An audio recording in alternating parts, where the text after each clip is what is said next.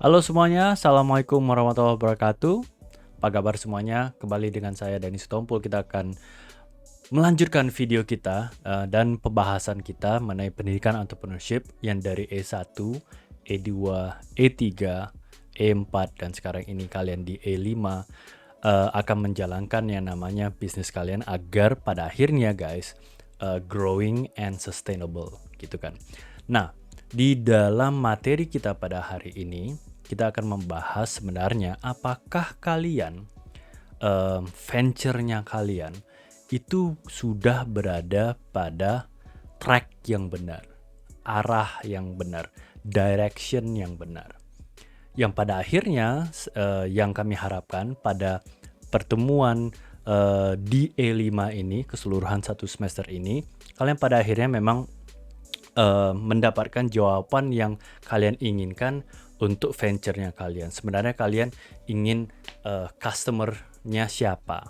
Oke, benar nggak produk atau jasa yang kalian tawarkan kepada venture-nya kalian itu sudah tepat kepada orang-orang yang tepat juga, gitu kan? Nah, di dalam satu semester ini itu yang bakalan kita coba konfirmasikan dan validasikan sehingga pada akhirnya yang kita harapkan kalian berada pada track yang benar. Oke. Kalau misalnya kalian sudah berganti tim, berganti ide, berganti venture, itu nggak ada masalah. Itu akan kita lanjutkan pada proses-proses selanjutnya di dalam semester ini. Nah, apa yang akan kita pelajari teman-teman sekalian?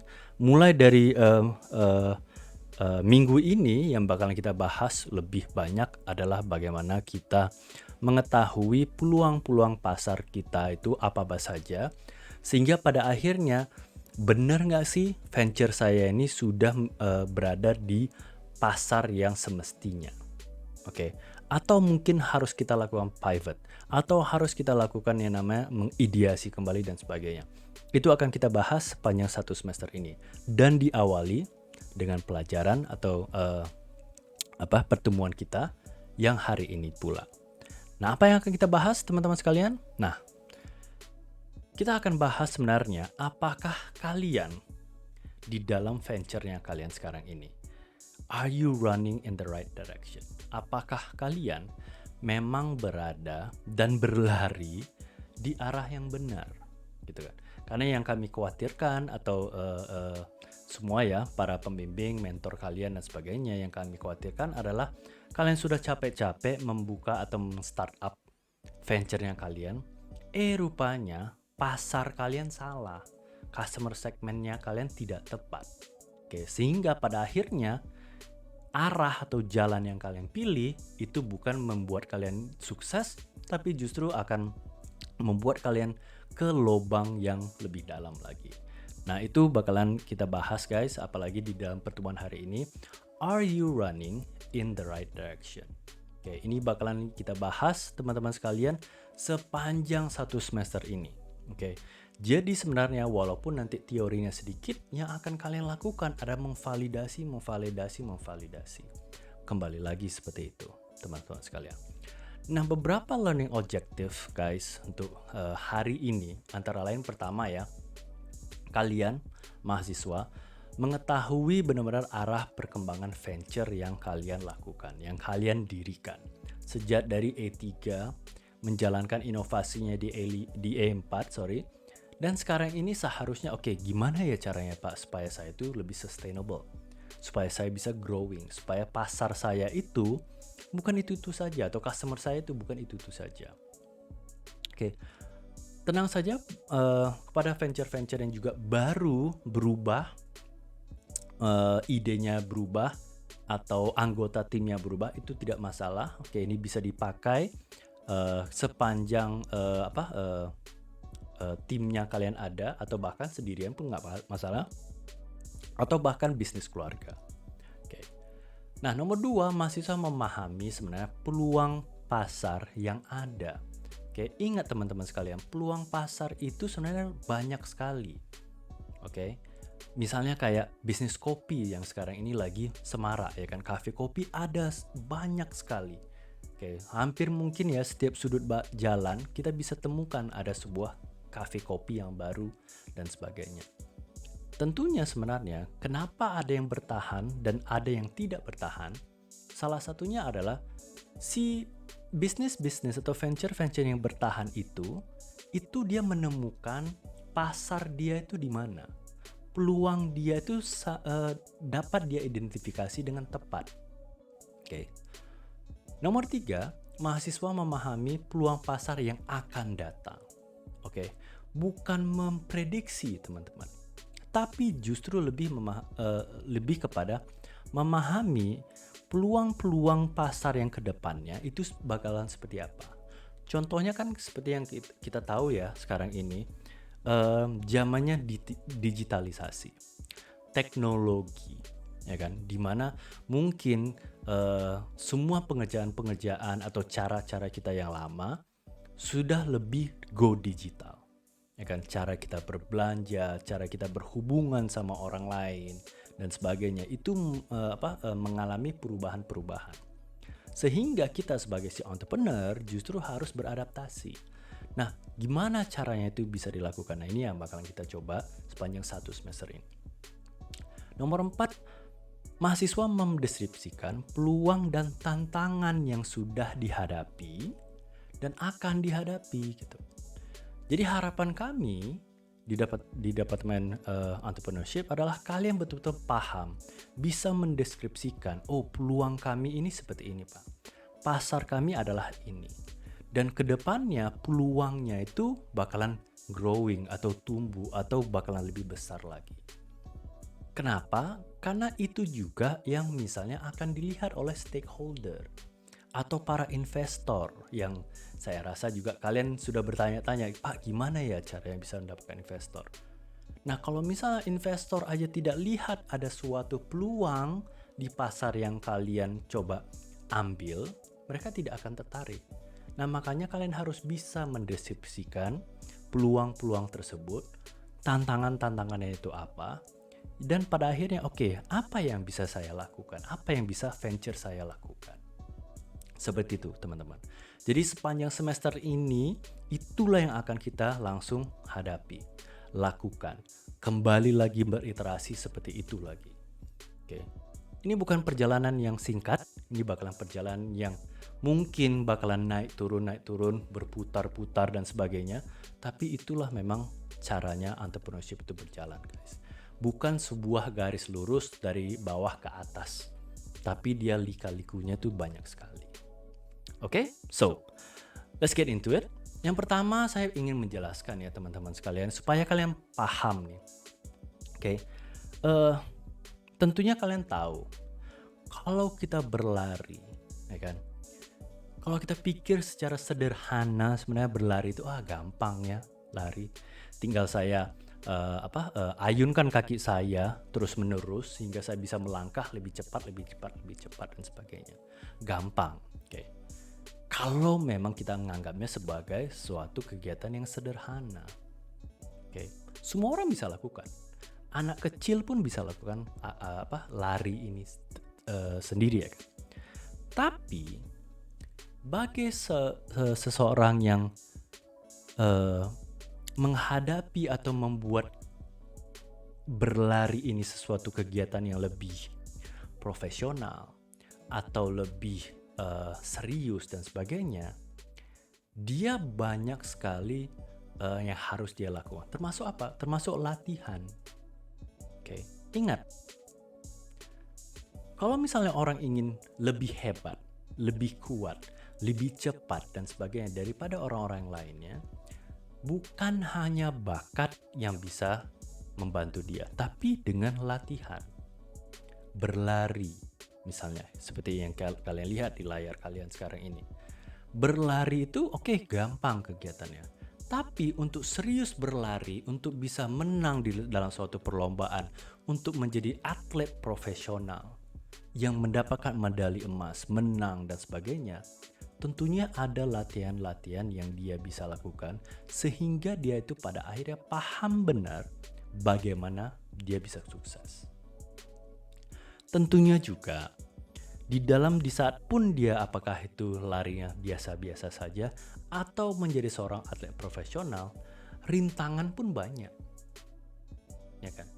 Bukan seperti yang tadi saya bilang, bukan hanya sebuah garis lurus dari bawah ke atas. Tapi juga rintangannya itu luar biasa banyak. Oke. Bukan dia itu sudah sudah berlatih ya. Habis itu dia merasakan aku bisa menang semuanya. Enggak. Oke. Nah, untuk itu juga kita juga paham ya, dalam artian berlari ini juga teman-teman sekalian. Kompetitor kita juga bakalan banyak. Ya kan? Seperti ya, ini kita lihat kompetitornya banyak si atlet lari ini. Oke. Ada orang yang bakalan lari yang kencangnya luar biasa. Ada orang yang coba mengejar selalu ada leader dan selalu ada follower. Nah, gimana ya caranya kita bisa menjadi leader? Ya kan? Berlatih tadi. Oke. Tapi juga dengan kata lain, kita juga harus bisa melihat apa aja yang ada di sekeliling kita. Apakah kita cukup? Apakah kita harus berlatih lagi? Dan kalau misalnya kita tahu di zaman sekarang ini teman-teman, bukan siapa kuat yang bakalan menang, tapi siapa yang bisa lebih cepat.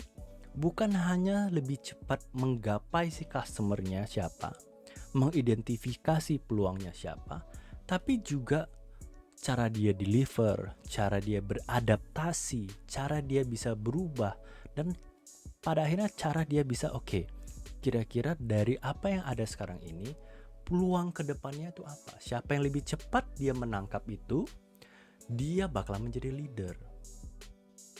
Sederhana kan? Cara berpikirnya sih seperti itu. Seperti orang lari guys. Kompetitor kita bakalan banyak. Walaupun kita hanya berlari santai atau bukan serius, ya kan? Seperti yang gambar pertama tadi. Kompetitor tetap ada. Apalagi kalau misalnya kita serius, ya kan? Yang kami juga harapkan adalah di saat kalian memang menggeluti pendidikan entrepreneurship ini, mendirikan suatu venture, tidak sia-sia kalian mendirikan venture itu dari E3, dari semester 3. Tapi kami berharap kalian itu serius. Di saat kalian serius, tentunya pastinya akan berhadapan dengan kompetitor-kompetitor. Pertanyaannya kan adalah, gimana Pak supaya saya bisa lebih cepat dari mereka, lebih sukses dari mereka, lebih mendapatkan peluang-peluang yang saya sudah identifikasi gitu. Nah, untuk itu juga guys, perlu juga diketahui apa yang harus kita lakukan dengan kondisi-kondisi seperti ini. Kita tahu kayak tadi ya, siapa cepat dia dapat. Tapi di sisi lain ada satu lagi teman-teman yang bakalan juga menjadi rintangan besarnya, menjadi halangan kita. Dan ini sesuatu yang pasti akan selalu menjadi rintangan kalian. Apa itu? Waktu. Waktu, teman-teman, kita tahu sendiri ya, mungkin ini sering sekali saya katakan kepada kalian, adalah sesuatu yang selalu konstan berubah. Tidak bakalan ada satu detik pun yang sama dengan detik yang lainnya. Selalu berubah. Konstan dia. Tidak tetap. Selalu berubah. Permasalahannya adalah di saat misalnya nih kita mempunyai produk baru, inovasi baru. Kapan ya waktu yang tepat? Kan gitu. Kapan ya seharusnya saya keluarkan inovasi ini, produk ini, jasa ini? Jangan-jangan nanti saya seperti Google Glass misalnya. Inovasi luar biasa canggih, produk keren, tapi tidak tepat saat dia meluncurkannya. Masyarakat tidak siap, masih gaptek, belum tentu dia perlu Google Glass itu. Nah, itu bakalan menghancurkan atau justru akan menggagalkan venture-nya kalian. Sampai pada akhirnya kita mengarah pada jalan yang salah, wrong way kita. Kan kita nggak mau ke arah yang salah, kita nggak mau in the wrong direction. Kita mau kita di track yang benar, waktu yang benar. Ya, Caranya bagaimana Pak kalau misalnya seperti itu gitu?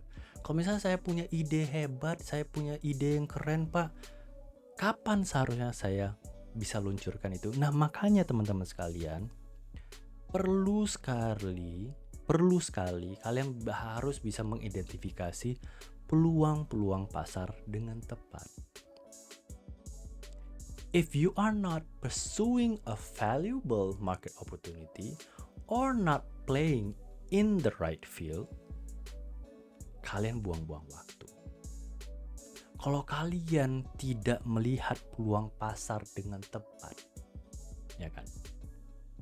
Kembali lagi, atau kalian tidak berada pada pasar yang tepat, customer segmen kalian salah, gitu kan? Makanya kan sering saya suka bilang kepada kalian, saya suka kesal kalau misalnya di saat saya tanya kepada kalian customer segmen kalian siapa, oh semua orang Pak di Indonesia. Udah salah guys. Dengan kata lain sebenarnya kalian tidak playing in the right field, kalian tidak berada pada pasar yang tepat gitu. Kenapa? Karena saya bisa langsung bilang kepada kalian, kalian tidak tahu peluang pasar kalian yang mana. Karena kalian anggap semua orang sama. Semua orang di Indonesia Pak bakalan jadi pasar saya. Dengan kata lain kalian menganggap saya, diri kalian, orang sebelah kalian, ibu kalian, orang tua kalian, teman kalian, kakek nenek dan sebagainya itu sama orangnya. Padahal saya bisa menjamin orang di sebelah kalian berbeda. Ada orang yang suka kopinya kopi hitam, ada orang yang sukanya kopi susu, ada yang suka latte, ada yang suka cappuccino, ada yang tidak suka kopi. Banyak kan? Makanya peluang pasar kalian itu yang mana? Pasar yang tepatnya kalian itu yang mana? Kalau kalian tidak bisa mengidentifikasi itu, you are wasting your time. Buang-buang waktu. Buang-buang waktu, buang-buang tenaga, buang-buang sumber daya kalian. Belum lagi buang-buang misalnya nih modal kalian. Bukan hanya modal secara keuangan finansial ya, tapi modal yang lain-lain juga, asetnya kalian. Kami kan tidak mau itu. Kami kan ingin kalian tepat. Jadi tidak buang-buang waktu. Nah, tapi juga finding the right direction bukan suatu hal yang gampang atau obvious atau nyata bisa dilihat secara langsung. Enggak guys. Oke. Menemukan jalan yang tepat itu butuh waktu. Butuh mata yang jeli. Bukan hanya mata secara harfiah ya, tapi betul-betul mengidentifikasi dari observasi kita. Dia hasil daripada sumber daya kalian yang unik. Kemampuan kalian yang bisa memahami mana ya keperluan orang-orang sekalian. Customer kita ini sekarang. Needs dia apa? Kebutuhan dia itu apa ya?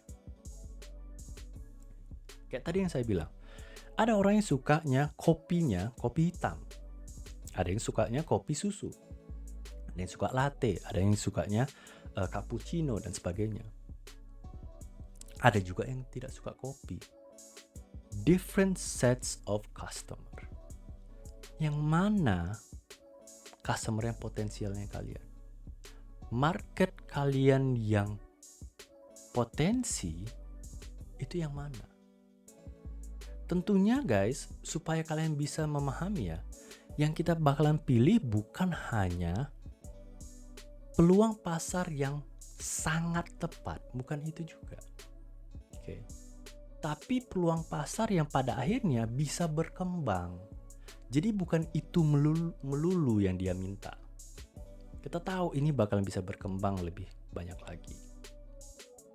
Kalau nggak ada inovasi. Itu kadang-kadang yang bisa mematikan suatu bisnis juga. Terlalu tepat juga salah, guys. Yang jelas adalah ada nggak kemampuan atau peluang itu bakalan bisa berkembang kepada hal-hal yang lainnya, berinovasi kepada hal yang lain. Lihat aja mobil teman-teman sekalian.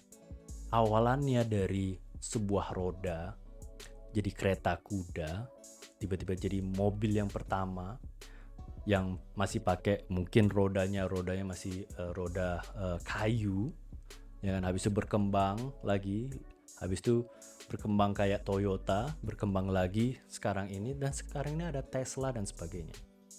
Perkembangan dari dunia otomotif itu kan nampak jelas. Oh ya, ada peluang-peluang yang lain ya yang bisa dilakukan. Itu guys.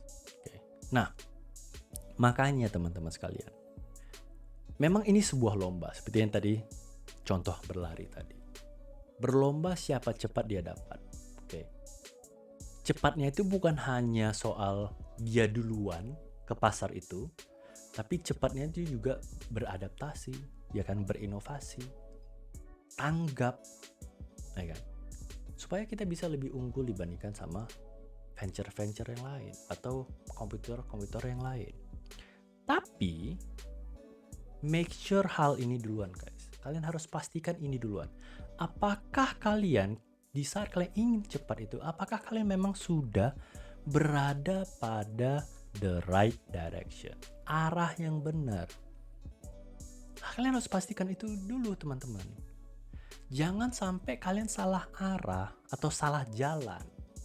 Kenapa? Karena sebenarnya different path leads to different results.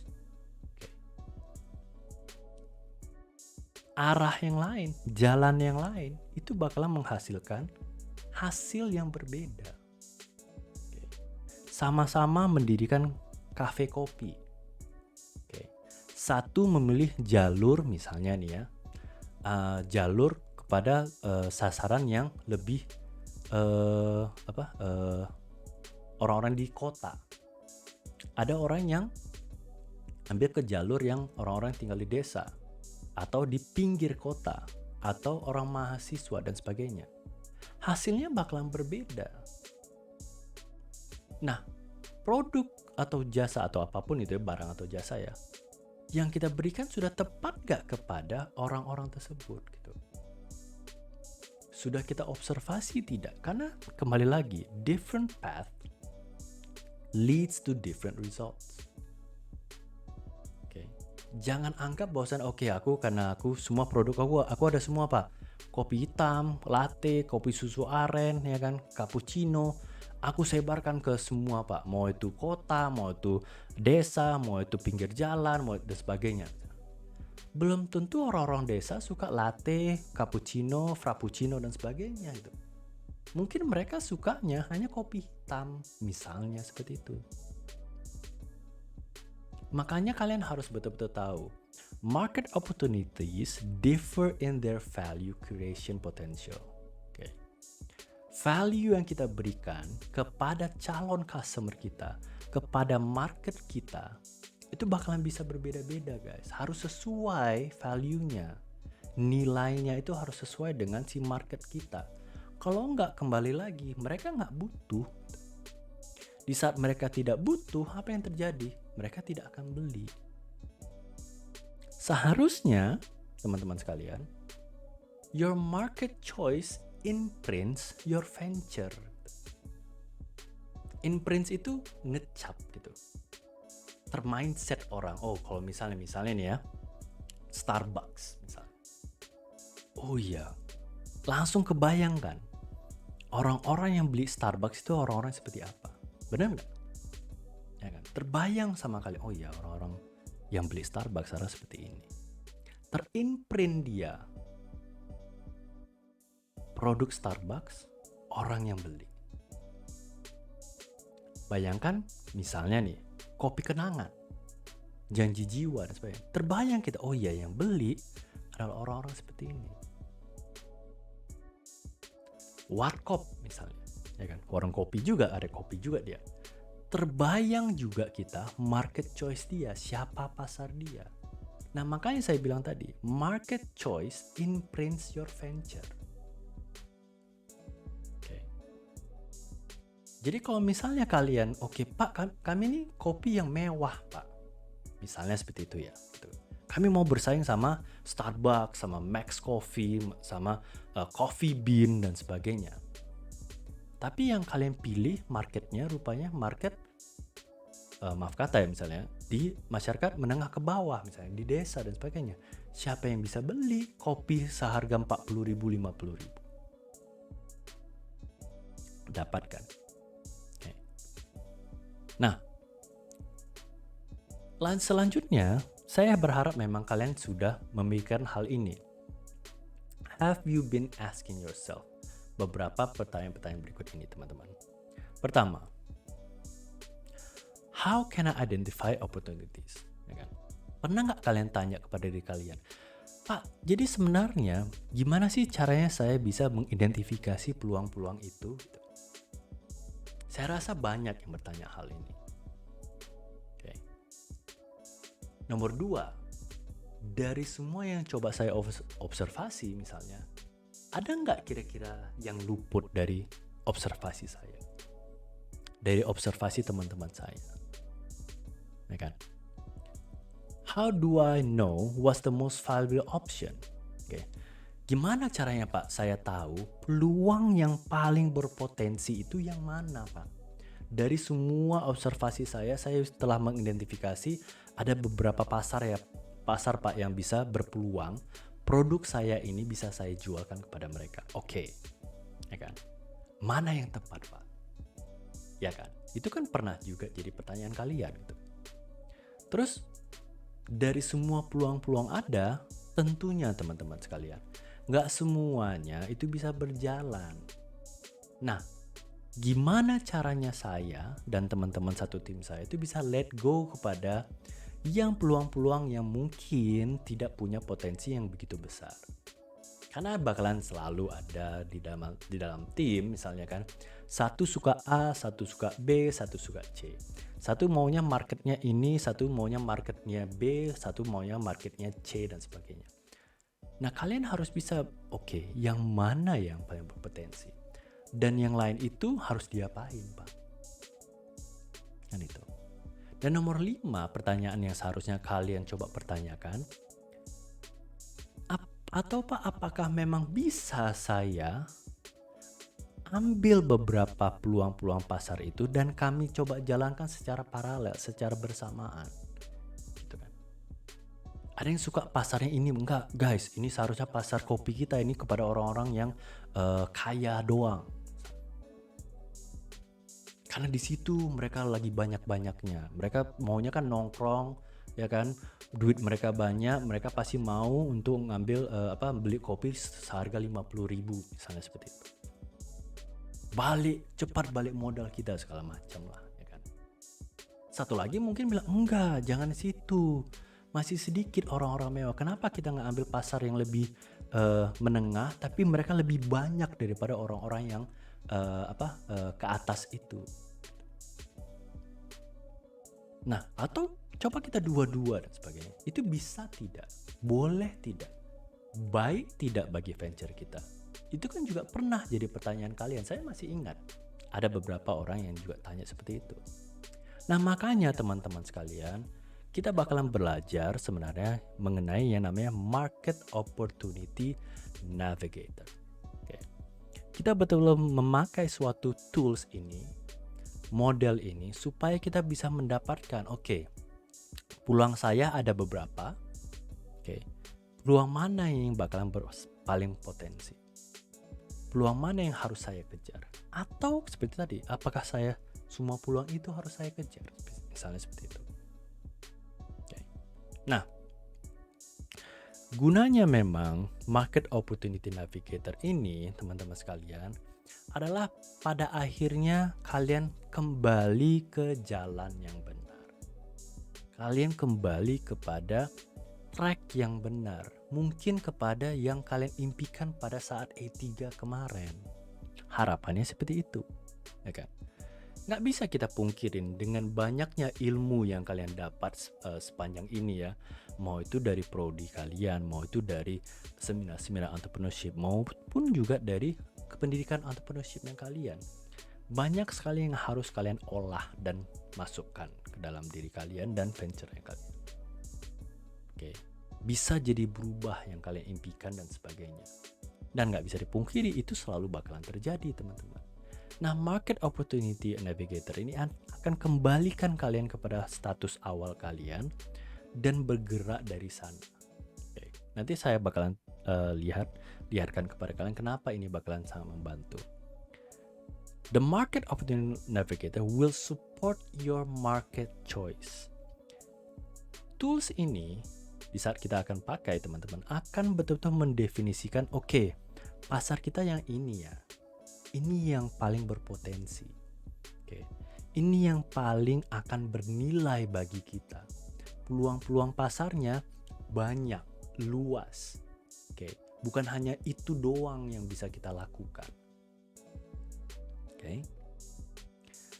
Nah, untuk itu juga tentunya saya harap kalian memakai topinya inovator kalian. Oke. Kreatif di sini. Oke. Yakinlah kalian adalah orang yang memang sudah kreatif. Sudah 5 semester kalian sudah berjalan dan seharusnya kalian sudah memahami, oke, kreativitas bisa saya tingkatkan. Nah, di sini akan kalian uji. The innovator's challenge is to focus and be agile. Tugasnya kalian di dalam semester ini adalah bagaimana kalian sebenarnya kembali fokus kepada tujuan utama kalian mendirikan venture kalian. Tapi juga cukup agile, dalam arti kata cukup lincah atau cukup bisa ada peluang bergerak yang cukup bagus gitu. Supaya kalian apa? Supaya bisa berinovasi tentunya. Okay. Kita harus fokus, betul. Tapi bukan berarti setiap tahun dari tahun pertama sampai tahun keberapa kalian keluarkan hanya produk yang sama terus. Ingat, kita adalah seorang manusia yang selazimnya juga mempunyai tingkat kebosanan tertentu. Nah, untuk bisa menghadapi hal-hal tersebut tentunya kita harus bisa beradaptasi, harus agile, harus bisa bergerak ke sana kemari. Bukan lasa, tapi tahu bahwasannya di saat aku harus berubah, aku bisa. Di saat aku harus pivot, aku bisa. Oke. Bukan stuck kepada tempat tertentu atau keadaan tertentu. Kalian bisa out of the box cara berpikirnya. Bukan hanya melihat dari satu sisi doang gitu. Itu harapannya di sini. Innovators challenge-nya, oke. Challenge-nya kalian sebagai inovator adalah tetap fokus, but at the same time, be agile. Oke. Nah, itu yang bakalan membuat kita tuh konsisten, teman-teman. Itu akan membuat kita konsisten untuk berkembang. Oke, bukan konsisten menghasilkan hal yang sama terus. Padahal, kayak slide sebelumnya, apa yang bakalan selalu berubah? Waktu. Ya kan? Sehingga kita harus bisa beradaptasi. Apalagi kalau kita bicara soal startup, ya kan? Di saat kita mendirikan suatu startup venture, kalian memang harus agile karena ini krusial. Oke. Kalau misalnya kita tidak terbuka akan alternatif jalan yang lain, alternatif produk yang lain, cara yang lain, proses yang lain, kita akan mati. Contoh kayak Nokia, teman-teman. Di saat berubah dunia telekomunikasi ke open source-nya Play Store, Android, ya kan, iOS, mereka tidak mau berubah dan tidak mau ikut, mereka mati kan. Nah, itu makanya kita harus tetap agile, bukan hanya memikirkan oke, produk yang saya hasilkan ini Pak, ini sudah sempurna, nggak boleh dirubah. Itu udah salah. Karena disitulah kalian mematikan inovasi kalian. Nah, untuk itu ada 3 steps to support your market opportunity choice. Oke. Ada 3 cara supaya kalian bisa memilih peluang pasar yang paling tepat. Pertama apa? Pertama adalah search broadly. Oke. Pilihan-pilihan pasar kita apa-apa saja. Misalnya kayak tadi ya, bisnis kopi tadi misalnya. Oke, pasarnya itu apa aja? Ya kan? Banyak kan sebenarnya. Makanya ada pilihan-pilihan kopi. Makanya ada Starbucks. Makanya ada Coffee Bean. Makanya ada kopi kenangan, janji jiwa. Habis itu ada warkop. Kan ada segmentasinya masing-masing. Ada marketnya masing-masing. Saya selalu percaya bahwasannya setiap bisnis itu selalu ada market dia masing-masing.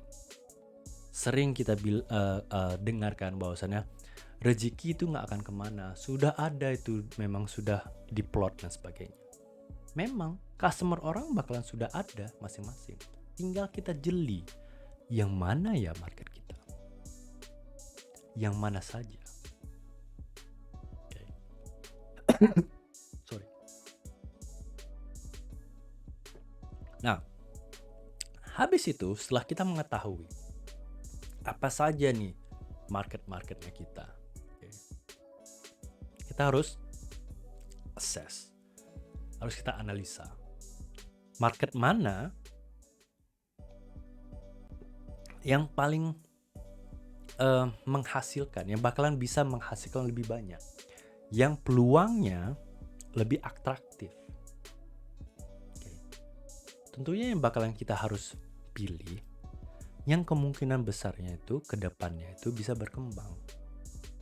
Jadi bukan pasar yang bakalan begitu saja, yang jawabannya hanya satu. Seharusnya jawabannya bisa A, B, C, D, dan berkembang ke depannya. Bisa A pangkat 2, A pangkat 3, dan sebagainya. Inovasi itu berasal dari sana. Makanya nomor 3, strategize smartly. Susunlah strategi kalian dengan tepat. Memilih market mana yang bakalan paling cocok untuk venture-nya kalian.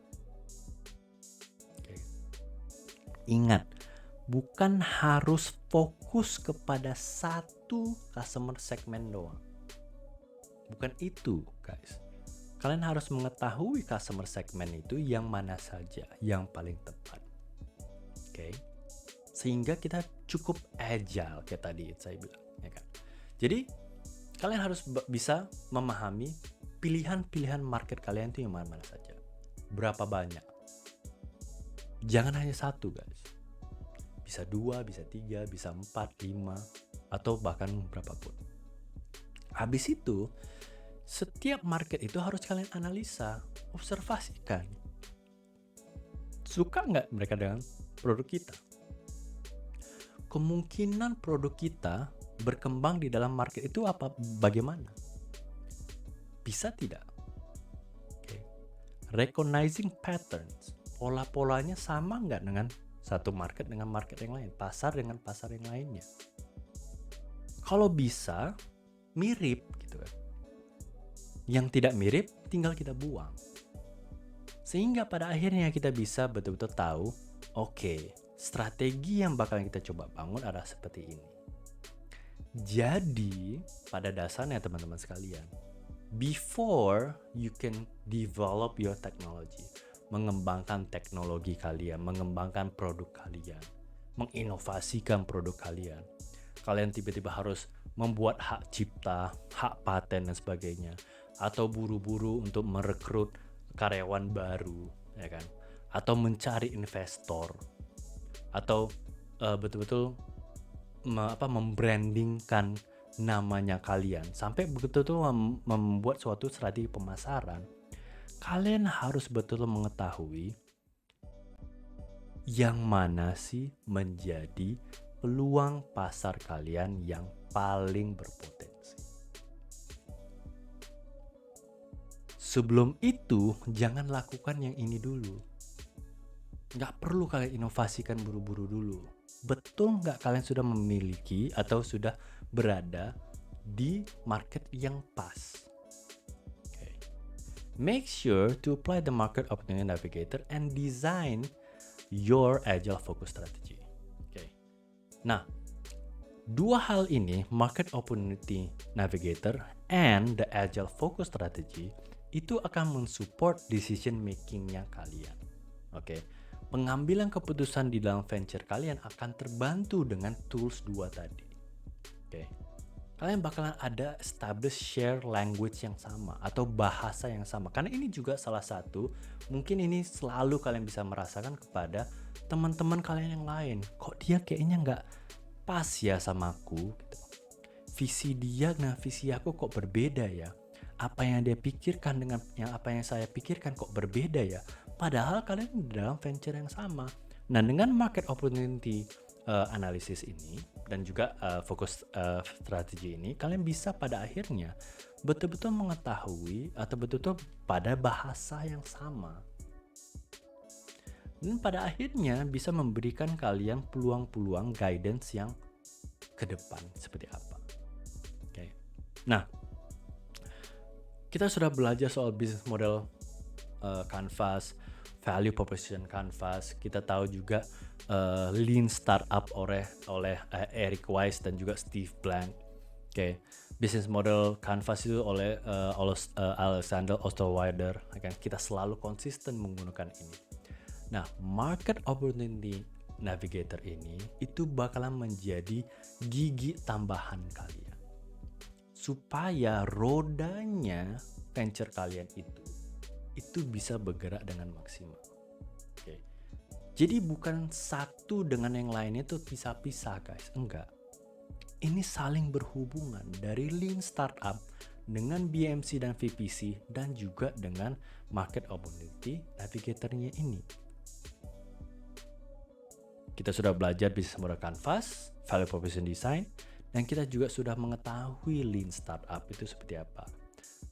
Iterasi yang terus-menerus, ya kan? Selalu dikatakan oleh kami, saya dengan Pak Marbun, Bu Idan, dan Bu Natalia juga sekalian, iterasi bakalan menjadi hal yang sangat krusial bagi sebuah startup. So, the market opportunity navigator itu bakalan membuat kita mengetahui mana sih sebenarnya peluang market atau peluang pasar yang ada bagi kita. Ingat, peluang pasar kalian bukan hanya satu, teman-teman. Bisa banyak. Permasalahannya adalah mana sih yang paling atraktif? Mana sih yang paling berpeluang besar? Dan mana sih yang seharusnya kita fokuskan? Nah, itu yang bakalan kita coba pelajari dan kita lakukan sepanjang 1 semester ini. Dan ini adalah awalannya. So, see you guys next week for the next materi ya. Materi selanjutnya. Oke. Saya harap kalian sudah bisa bersiap-siap karena ini bukan pekerjaan yang hanya 1 harian atau 1 mingguan. Ini pengerjaan yang akan terus-menerus kalian lakukan sepanjang 1 semester ini. Dan saya harap bisa menjadi suatu tools yang bisa kalian pakai sepanjang kalian menjalankan venture yang kalian. Semoga sukses. Good luck. I'll see you guys next week. Peace and love. Bye guys.